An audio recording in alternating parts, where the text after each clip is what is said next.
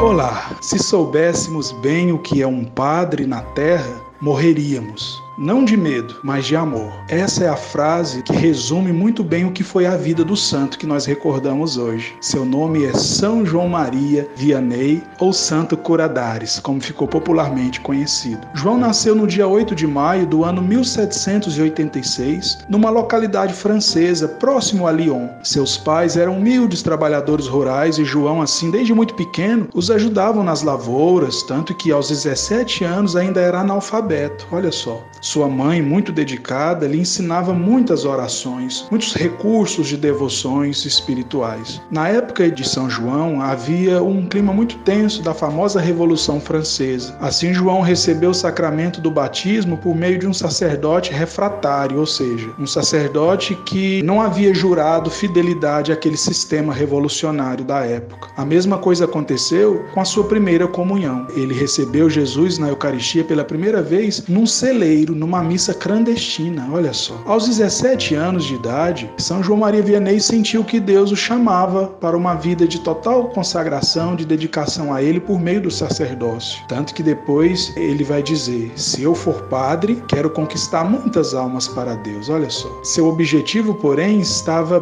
bem difícil de ser atingido, justamente por causa de sua pouca formação, de seu pouco estudo. Mas graças à ajuda de um padre muito sábio, ele pôde ser instruído, ser formado e ser ordenado sacerdote, graças a essa ocorrida no dia 13 de agosto do ano 1815, e ele tinha na época 29 anos de idade. João, após ser ordenado, passava longas horas no confessionário. 3 anos após sua ordenação, foi enviado para Arnes, uma pequena aldeia no sudeste da França que possuía apenas 230 habitantes. Ali então, dedicou todas as suas energias ao cuidado pastoral das ovelhas, dos fiéis confiados a ele. Fundou o Instituto da Providência para acolher menores órfãos, visitava os enfermos e as famílias mais pobres, restaurou a pobre e simples igrejinha que havia ali na região, inclusive animando festejos, celebrações litúrgicas, de modo que um novo vigor, um novo entusiasmo se apoderou do povo. Seu maior destaque apostólico, porém, foi o atendimento aos fiéis, no sacramento da confissão e na direção espiritual. Estava sempre pronto a ouvir e dar o perdão aos fiéis. Chegava a passar, inclusive, até 16 horas por dia no confessionário, olha só. Tanto que todos os dias uma multidão de penitentes de todas as partes da França vinham se confessar com ele. A pequena cidade de Arnes ficou conhecida como um grande hospital das almas. Numa certa ocasião, São Curadares disse a um outro sacerdote: vou te dizer qual é a minha receita como padre. Dou aos pecadores uma pequena penitência